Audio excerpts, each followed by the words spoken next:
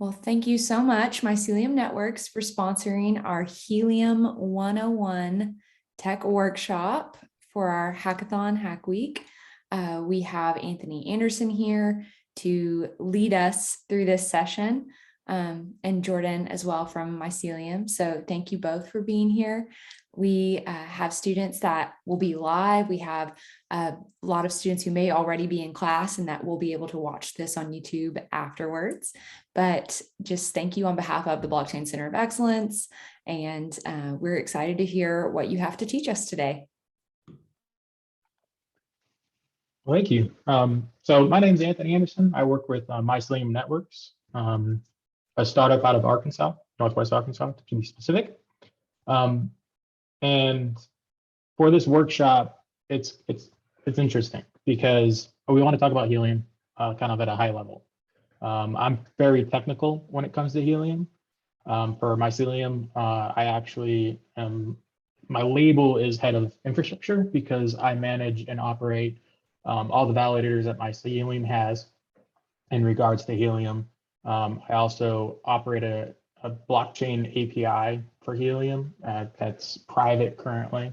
And I'm also pretty involved in just the community itself when it comes to Helium improvements and the like. So moving through Helium 101, it's going to be very high level. I'm going to try to keep it not as technical and just explain what Helium is, what it wants to do, what it's going to be doing this year specifically as well, and then moving forward, like what it could mean for the future.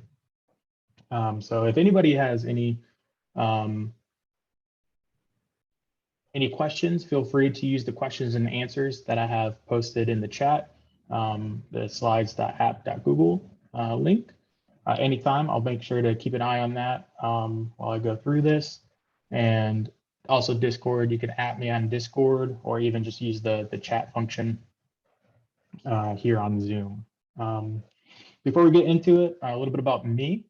I definitely didn't start on the tech side when it comes to blockchains. My starting point was in the Navy. I joined right out of high school, and I was in for 8.5 years as a nuclear power plant operator. And that was pretty much my life up until I had to make a choice for myself. And I decided that blockchains seemed cool, and then specifically Helium. And I'll go over why Helium sparked my interest and pretty much explains kind of like the overall picture for this workshop as well. When you look at blockchains, a lot of it's software related. You do have miners, you do have validators, those are hardware, but they're specifically there to kind of guide the blockchain via consensus protocol. There's tons of them now out there.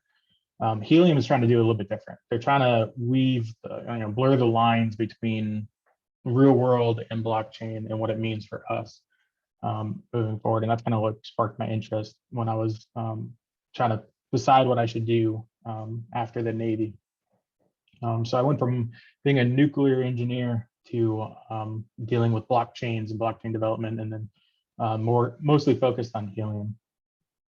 I joined the community back in 2019 as an individual, a hobbyist, a solo miner, and realized quite quickly that I could provide more software and development of the actual protocol in comparison to building out the network. And it kind of led me to where I am today. So does anybody have any experience with Helium that they would like to share? If not, and we can get right into this. I kind of want this to be interactive, but I also understand this is more of a workshop. So, if you have any questions, once again, just feel free to ask. There's a lot to Helium, and so there's a lot that we can talk about.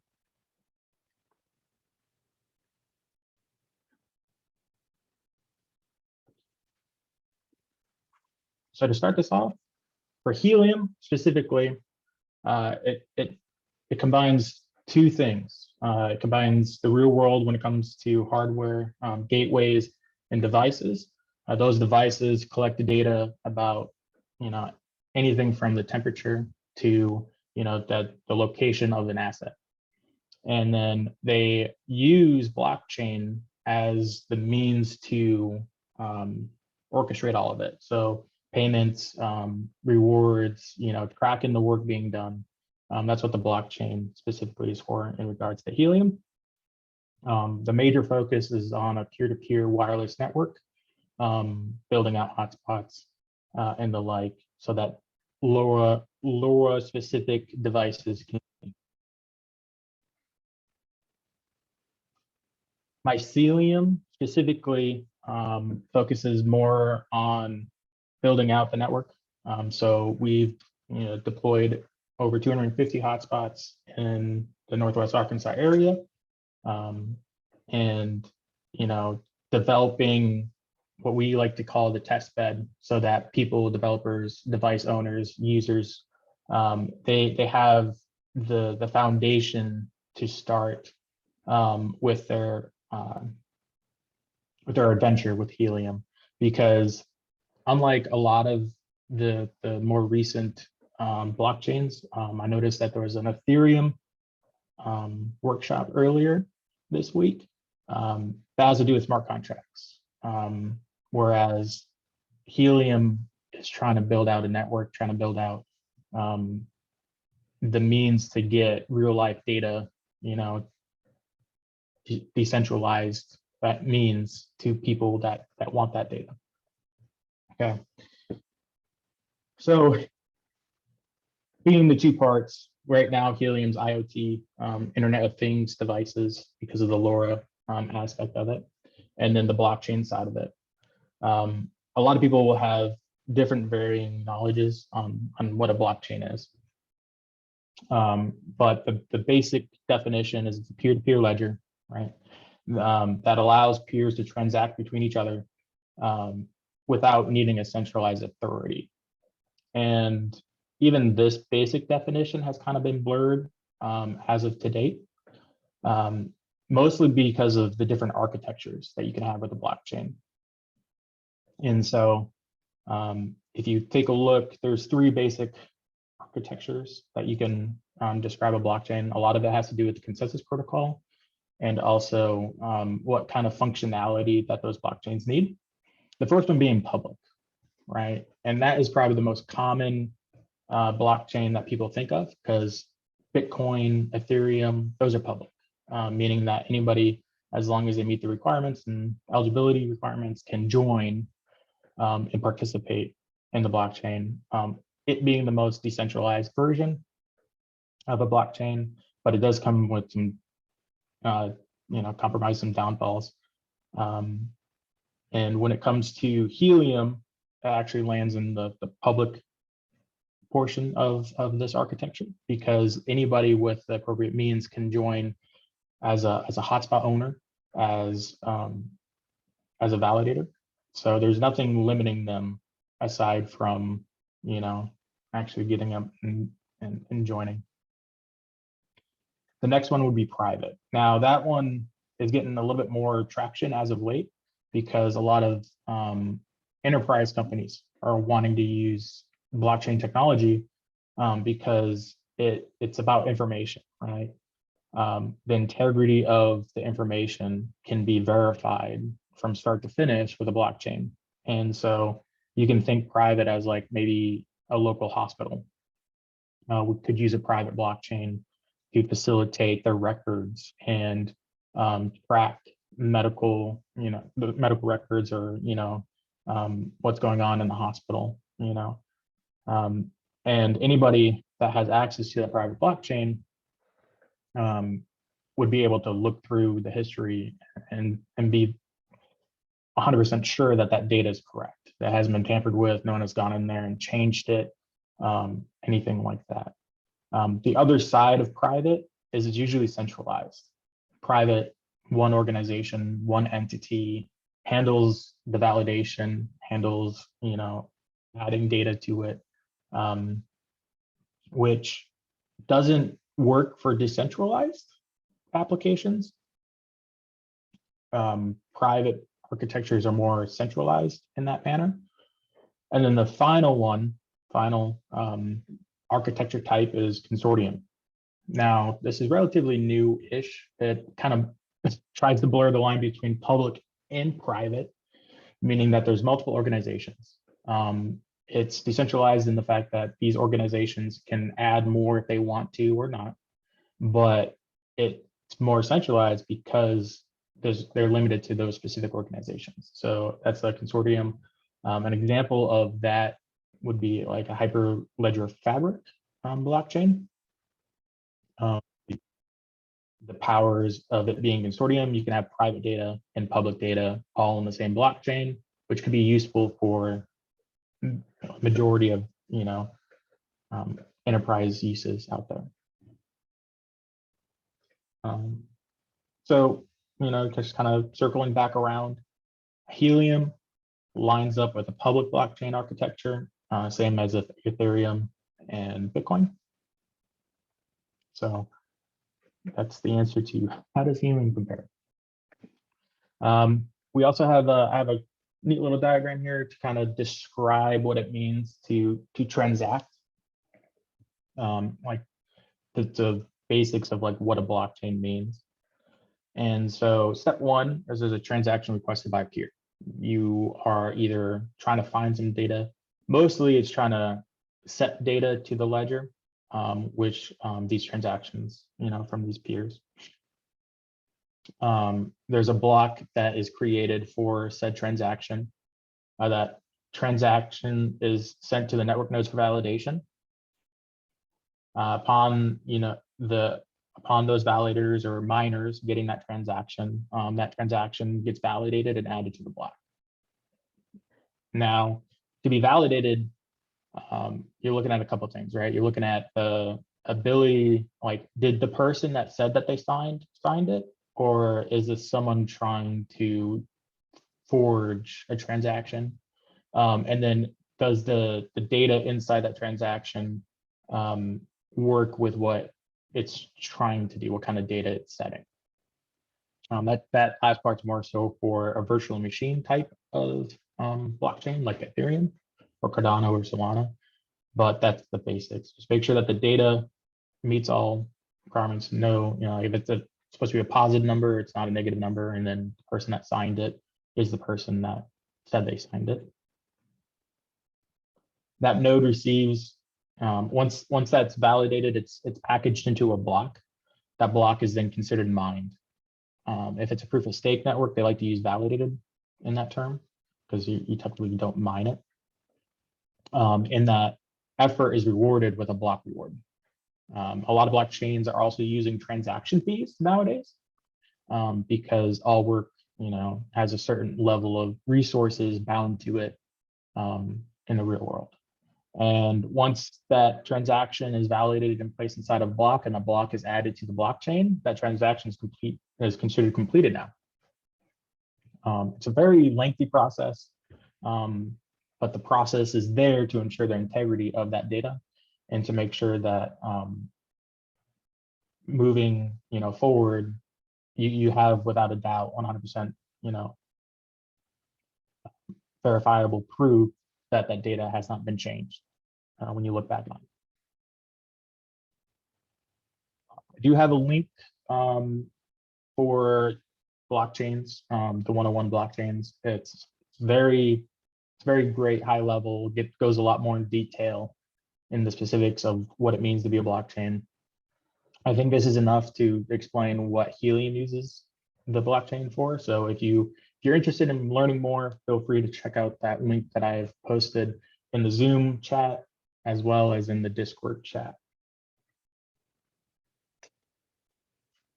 The second piece of Helium has to do with devices, specifically Internet of Things devices. So what makes up this thing, right, in the Internet of Things? And honestly, anything. And that's kind of why they use that term thing. Anything that can collect data. Right? It could be a sensor, could be an object with an embedded sensor. The data that it collects it's very varied between the application. So We're going to go into in a future slide the use cases, some of the top 10 basic use cases for IoT, but essentially it's trying to get information of the world accessible anywhere in the world via the internet. Weather is a good example of that kind of data.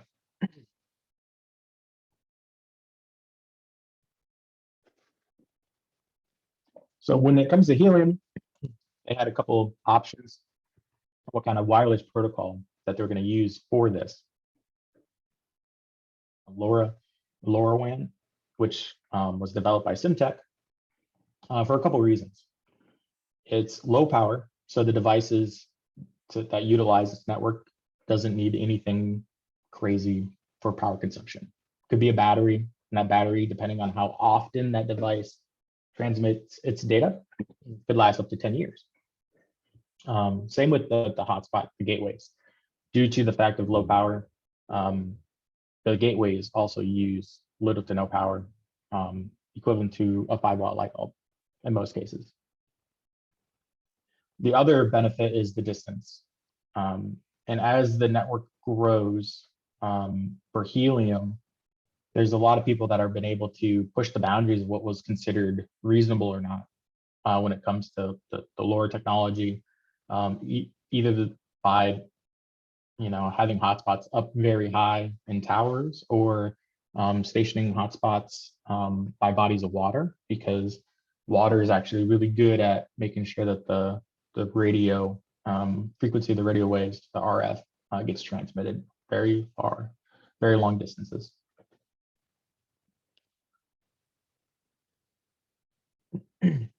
Like I was saying, any object in the real world that you can collect some sort of information or data on could become a thing.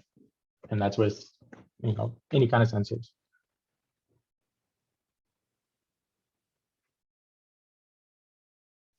So top 10 IoT use cases. Number 1 being remote asset monitoring, which is also the easiest.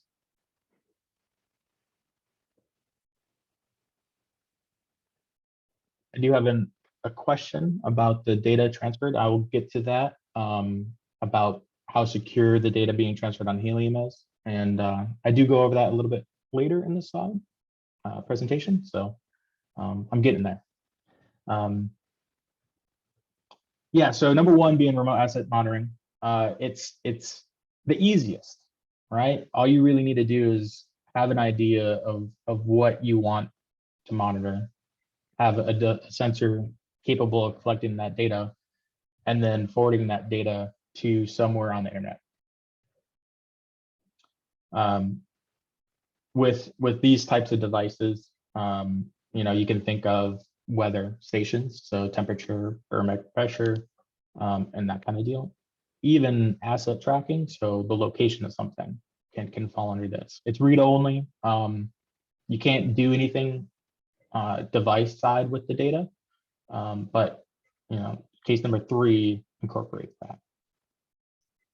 I have a question here. How far does the Helium network reach? That's a good question.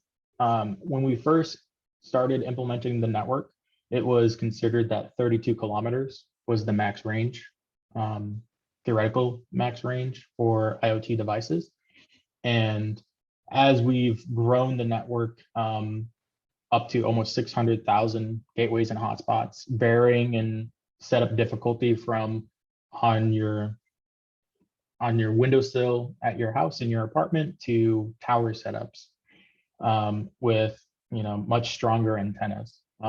The distance at which we consider legit now has increased upwards of 100 kilometers in some cases, and it mostly depends on the scenery. So the text, not I should say texture, but the topographical nature of the area. If you have a lot of mountains or hills, it blocks the RF. If you have a lot of trees, specifically leafy trees, you can't reach as far as you can in the summer as you do in the winter, kind of example.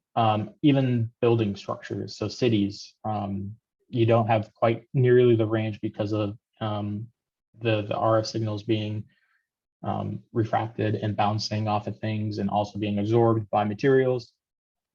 But if everything lines up, you can easily exceed 100 kilometers right now on ideal setups. However, that doesn't necessarily mean that devices can reach that far either. So the hotspots, the gateways, they have the power to reach that far. Devices, once again, are limited by the battery size. And so most devices, you could see maybe in regards to like remote asset tracking specifically, because there's a compromise made between distance and how long that device can last without being plugged back in. So it's a very good question. IoT-based process automation. So that's taking a step further from the first use case. So you're collecting this data, and you're going to use that data to make a decision. So if it gets to, let's say that you're monitoring a chicken coop, and you have it monitoring the temperature, and it gets cold at night, and you have it where you monitor the temperature of the chicken coop, and when it reaches a specific temperature, it's able to kick on the heater if it gets, or the lights.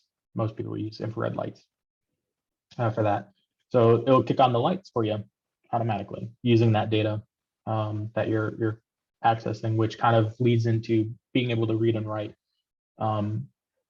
with that data, that information. So those top three can kind of get grouped together in a way.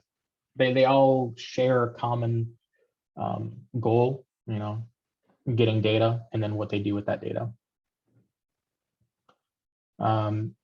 With enterprise, industrial applications coming up, monitoring vehicles has been a pretty big one for logistics, location tracking for like packages, plant performance, that's monitoring a garden, making sure, that the soil is, has enough water for the specific plants. And that can kind of tie back into an IoT-based automation where it kicks on the sprinkler system if it notices that your plants are drying out.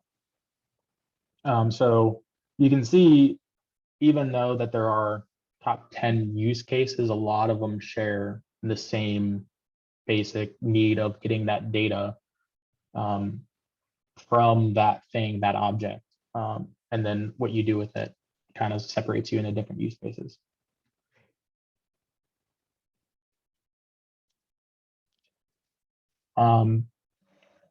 Wrapping up the previous slide too, that is one image from a 450-page report on the IoT use cases. If anybody has some free time or maybe having trouble sleeping, it might be a good read. It's very interesting. There's a lot of things that we can use the data that we collect from objects and things to make our lives better and make maybe processes that were manual before automatic now. So kind of already went over this, what Helium's trying to do. They're bridging the blockchain with IoT, the real world. That's how they started, right? And I kind of already talked about this slide a little bit moving into it.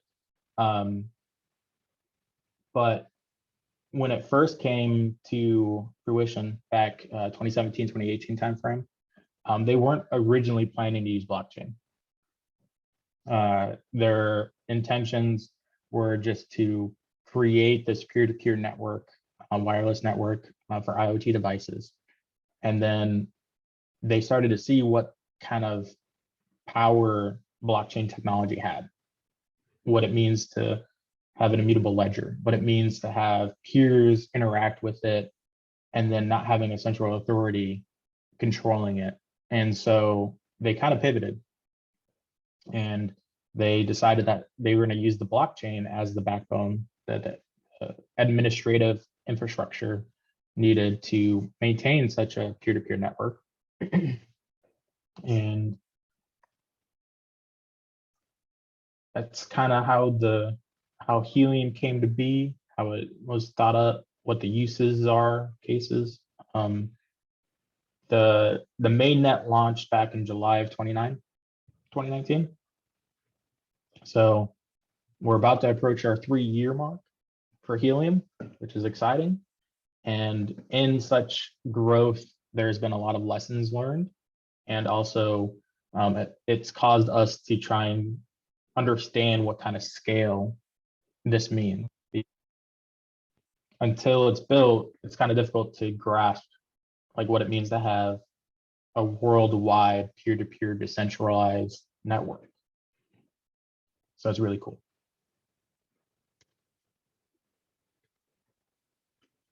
Helium is broken up into hardware and software, right? The hardware is the hotspots, specifically in the devices. And then the software is the blockchain technology. And then based off of that, you also have hardware requirements. So the validators to perform consensus protocol on that blockchain.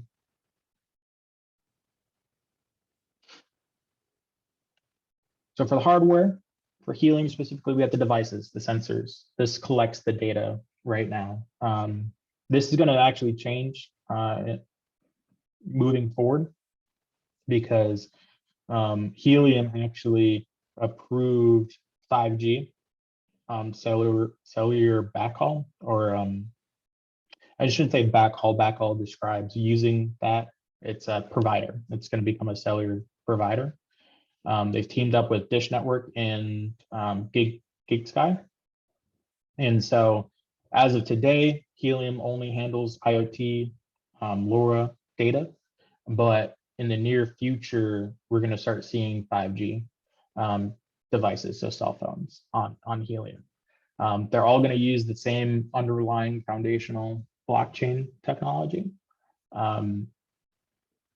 which is really cool, making it so that, using your cell phone is now going to be decentralized on an exchange, governed and operated by a community, not an organization.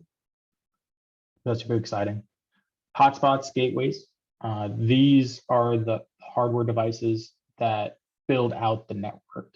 So it's kind of like the cell phone towers, right? You as a hotspot owner can be part of the peer-to-peer network. All you need to do is acquire yourself a hotspot, follow the configuration and setup process, and join Helium. It's very easy, actually, today. When the mainnet first launched, Helium was the only manufacturer of hotspots, and they made a very small batch of them. Within the first year, there's a lot of growing pain because they needed to determine security and also how to onboard new manufacturers to those hotspots. That came with HIP 19, and within a year to a year and a half, we actually have 20 plus manufacturers that are approved to make hotspots for the Helium network. And that number just continues to grow. With 600,000 nodes or Helium hotspots on the network is pretty big. And I do have the map here.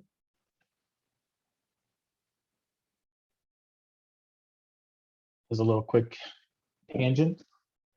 So this is the overall network status for Helium. This comes from the Helium Blockchain Explorer. I do have the link posted if you want to take a deeper dive. This is an easy way for us to visualize the Helium network and also the Helium blockchain, because it also provides you the ability to dig through and look at each and every block that has ever existed on the network and all the transactions that build up those blocks. So as it currently sits, just over 600,000 hotspots. Every green dot is a hotspot on the map. And so you can see Europe and the US are pretty getting filled out with the hotspots. And then we also have a little bit of Asia here with China. So Europe and US being the major network coverage areas for Helium. I have another question. Who governs the Helium network? As it currently sits, there's a nonprofit organization called the Decentralized Wireless Alliance, and they essentially provide a means to govern the Helium network. However, they don't necessarily give a yes or a no. They kind of are like the refs. So they're the refing the Helium improvement proposals. So there's a process in place on Helium where anybody in the community can submit a proposal to make the Helium network, the blockchain, anything about hardware better. And then as a community, which we actually have a very big Discord community for Helium, they discuss and interact and kind of decide on what needs to happen, or what they think that should happen, or if there's any concerns or problems with a proposal. We're also moving more into governance on chain. And so we actually have a vote that's currently active for a specific HIP using heliumvote.com. So the answer to who governs Helium is kind of difficult because the community decides what happens, improvements happen. There's a nonprofit organization that refs that interaction, making sure that everything's handled appropriately. And then the Helium Inc. or Helium Systems Inc., the company that started Helium, handles the majority of the GitHub pull requests. So they kind of gauge to make sure that something that is added doesn't break the blockchain. And then Dewey refs, and then the community votes via heliumvote.com. I have another question here. What kind of routers do you use? Are they housed at the cell phone towers or a data center somewhere? So when it comes to routers, they are servers. The majority of them are in data centers. If you're asking about hotspots, that's going to depend on your placement. But in regards to routers, they're servers and data centers. And they're the servers that determine if a device has enough data credits to transfer the data that's requested of them by the hotspot. So the hotspot receives data from a device. That hotspot at the time doesn't know if that device has enough data credits to send that data. So the hotspot needs to send a request to the router and ask, hey, router, does this device owner have enough DCs, data credits, to transfer this data that I just collected?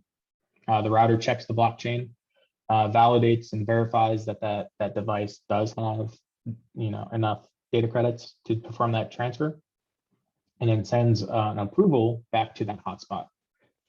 Once the hotspot gets that approval, then it forwards the actual data back to the router, at which point that router then distributes it based off of a predetermined destination that the device owner set up. That could be an HTTP endpoint. That could be a dashboard that has plug and play functionality with Helium. The choice is up to the device owner on where that data goes. When it comes to the data on the Helium network, from the device to the hotspot, that data is going to be secured. And then when the data is transferred from the hotspot to the server, it's encrypted. When it comes to the blockchain, and I think I go a little bit more in detail on a couple slides, but no data that the device is trying to move actually ends up on the blockchain. The only thing the blockchain knows about is that that hotspot moved this amount of data at this time. It doesn't know what device requested to move that data. It doesn't know what the data is itself. It just knows that this hotspot during this block of time moved this much data through the network. I hope that answers your question, Scott, about the routers. And then the final piece is the validators. This is actually relatively new for Helium. When they first released Helium, the consensus group was built and operated by hotspots. We found at around 100,000 hotspots that system wasn't feasible. It was a scaling issue. Majority of hotspots are operated on a Raspberry Pi or equivalent spec for hardware. And so the blockchain itself was getting too big for what we were trying to have the hardware process, which resulted in a handful of halts and also issues with blocks when it comes to like the amount of time. And so about a year ago, roughly, we implemented validators. So we kind of shifted to more of a proof of stake setup when it comes to our consensus protocol. And those validators are servers that get elected into a consensus group. And then that group is in charge of collecting all those transactions, and then packaging after validating those transactions into a block and then adding them to the blockchain. The reason that's important is if the network continues to grow, it's easier to scale these validators and servers than it was to scale the hardware that people bought that they installed into their house, their friend's house, the tower, for example, or you know, how do you facilitate that as well? Like if someone needs higher hardware specs, how do you make sure that everyone gets an upgrade or can get an upgrade? So we ended up switching over to a proof of stake hybrid still. And I say hybrid because of the consensus protocol. It uses a variation of the honey badger benzite fault tolerant protocol, at which point the group acts as a single entity. So when a group is elected into the consensus group, they all create a key that is then used to sign for the block in the validation process. So not one single server validator is signing for a block. It is the group that's signing for that block. So it's a little bit different than some of the other proof of stakes that you might have heard or be aware of.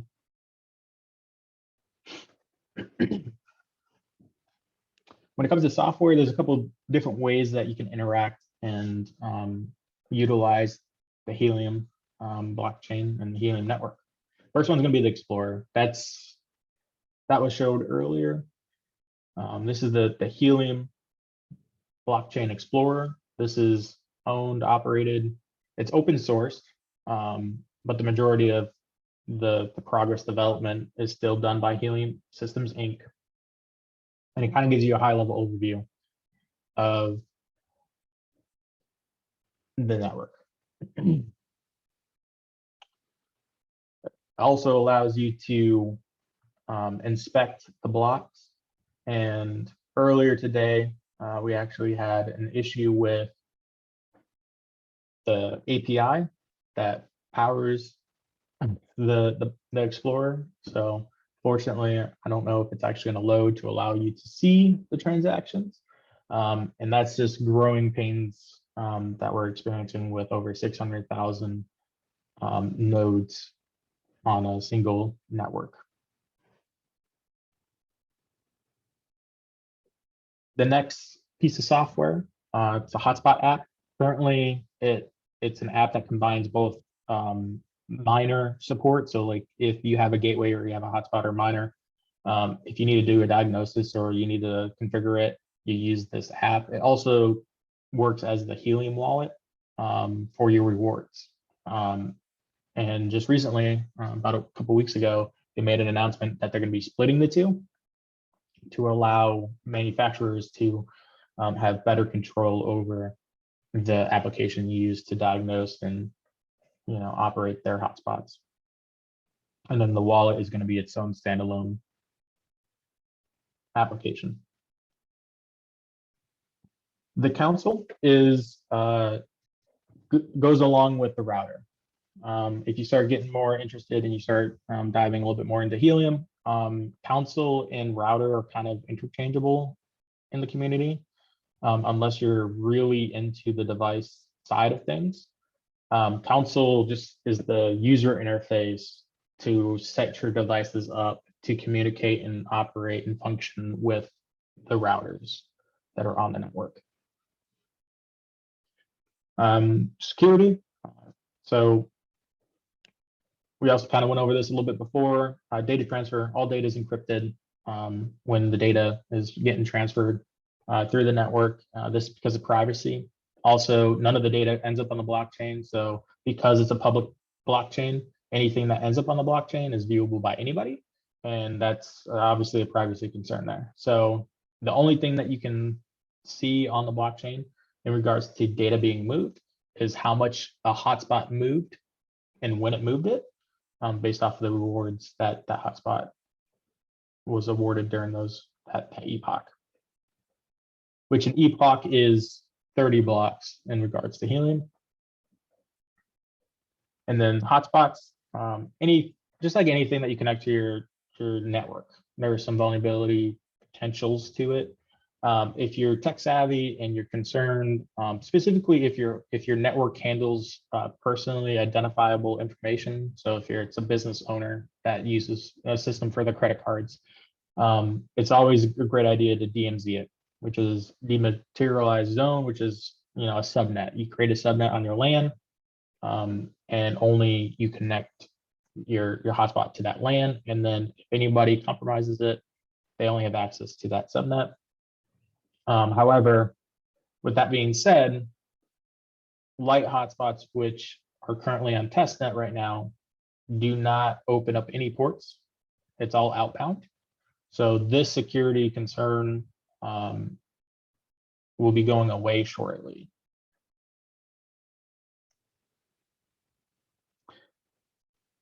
When it comes to hotspots, how they get rewarded, the intention is going to be data transfer, but you need devices before you can transfer data.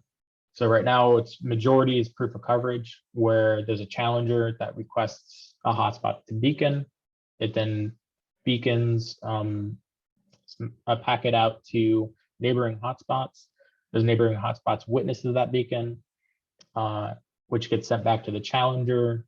And based off of that, we can kind of get a rough proxy of the network that Helium's creating, and then thus reward people for building out the network before devices are on there. So that proof of coverage is the major rewards compensation right now for Helium. When it comes to hotspots, data transfer is the other one, but we're currently still trying to get the use up there. And one of the things that we're fighting is the cost. It's very cheap to use Helium. To one data credit is 100,000th of a dollar. So a fraction of a penny to move data right now. So a lot of data needs to move to bolster up what proof of coverage is currently doing. And then validators, when they mint or when they validate a block, they get rewarded for that work as well.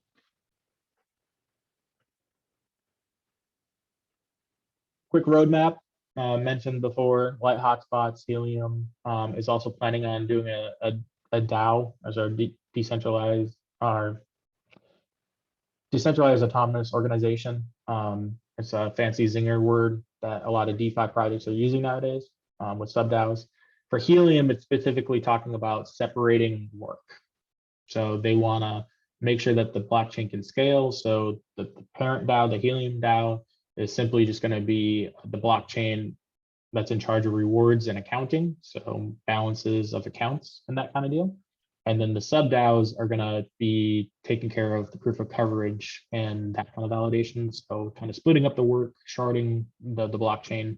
If you're familiar with Ethereum, essentially sharding it into the different wireless protocols in preparation for 5G that we're also about to be adding shortly.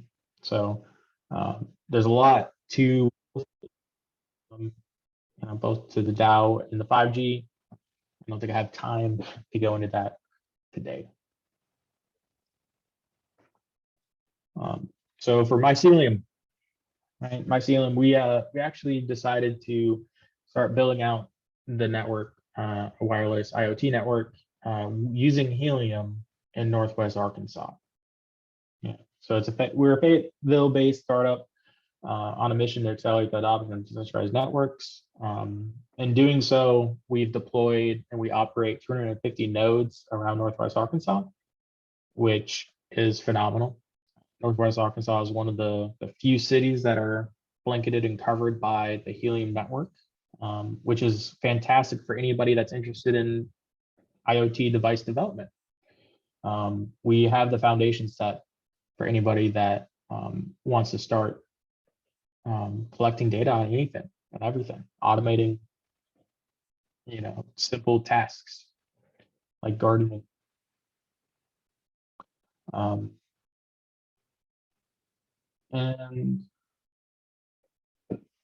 with that, we're going to open up to questions and wrap it up. I think we have 12 minutes remaining. So if there's any other outstanding questions, feel free to raise your hand. You can come in and ask me directly on Zoom. You can use the questions and answers via the slides link as well.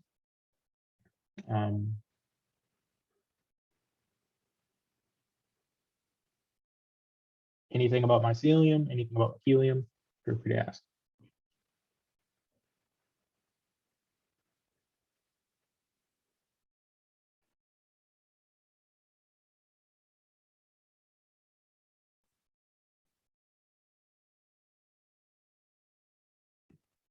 I have a question.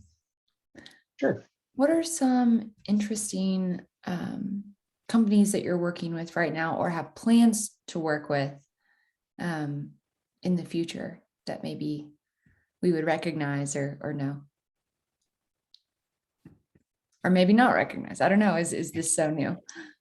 I think that there are a lot of different use cases that definitely apply to the big three that could operate on Helium, anything from a smart chicken coop. There are a lot of applications for agriculture, which, is Arkansas's largest industry. So I think there are lots of opportunities to build out different solutions for the larger companies that are operating here. Catherine, if you don't mind, I can say a little bit about that and provide some clarity. Firstly, as Anthony kind of explained, we're more of a network provider as a company. We're not as much of a solutions provider. The idea is to build a foundation so anyone could do this. Anyone with half a brain, not like me, can go and build something for the big three, like Jordan's saying, or anyone for themselves. Farming operations can go build these things on by themselves with the coverage that we have here. We have, as a company, begun building a few just very simple solutions with a few local organizations. Right now, it's mostly in the nonprofit space. So, just small educational gardening organizations, a few here in Fayetteville, a few public areas, parks, things like that, where we're monitoring conditions like, greenhouse temperature management, which you might understand is very important. And then things like soil moisture, studying compost and all that sort of stuff. Yeah, that's fascinating. That's exactly what I was hoping to hear. Cool. Good. My only other follow-up after that too is if our students want to learn more about Mycelium or follow your journey, what's the best way we can follow your work, and what resources do you have for us to hear more if we're interested?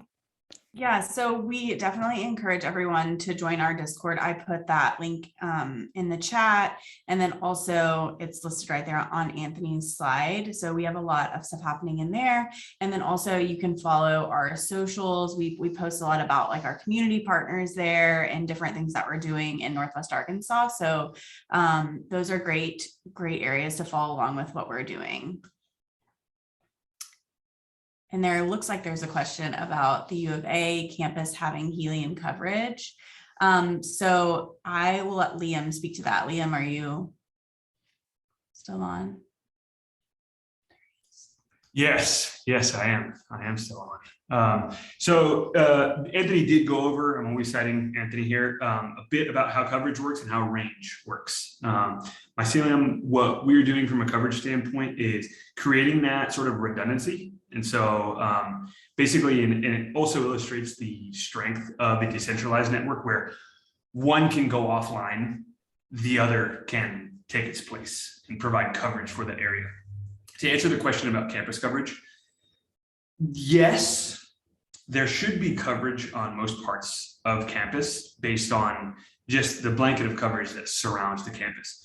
We do have a few different sort of initiatives where we want to work closely with the university in providing that coverage. And I think the key to doing that is pinpointing these sort of use cases for the actual university and all the individual departments within it from an educational standpoint and an actual, business application use case standpoint for the university. Does that answer your question, Stephen? Nice to see you, by the way, Stephen.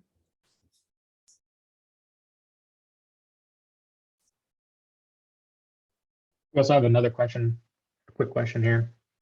Does Mycelium's validators validate its own hotspots in Northwest Arkansas? So kind of going into the consensus group protocol that we use for Helium, it's all randomly selected.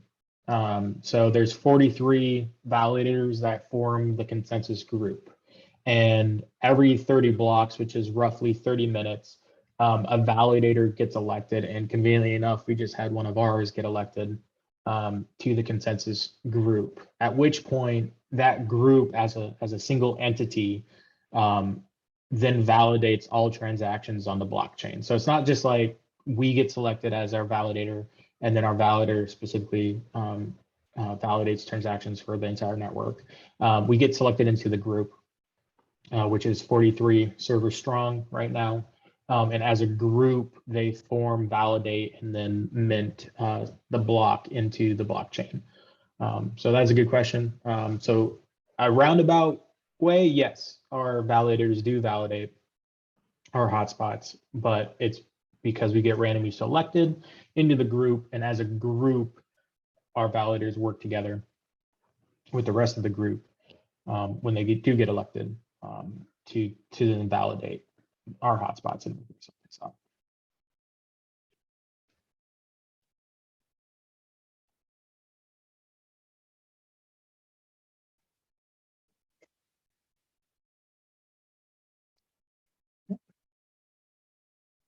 I think we got 5 minutes remaining.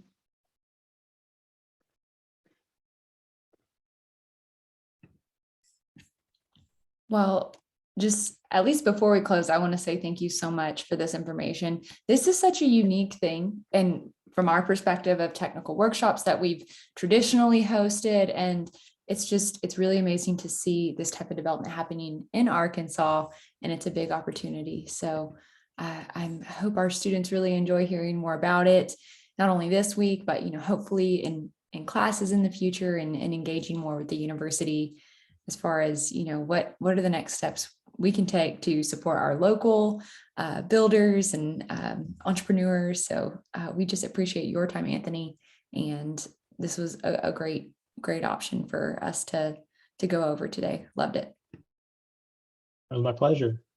And to just wrap it all up, we do have the Discord link that's in the chat. We can also post it in the the hackathon Discord. An hour is not long enough to go over everything Helium. I barely scratched the surface. I hope I did enough to pique some curiosity, and I hope to see some new faces, because we also do have a builders program that Mycelium operates, that helps with the device side. We want to have people develop, like Liam was saying, we're building the network, and we were hoping to find people that have solutions that use the network that we're building, and we're excited to see what that leads to for the future. So by all means, swing by the Discord that we have linked. I'm there constantly. You can poke my brain about anything blockchain related. It's almost a free for all in there. All right. Well, y'all have a wonderful day, and we will, shuffle people to you as questions come up. But thanks so much. Thank you.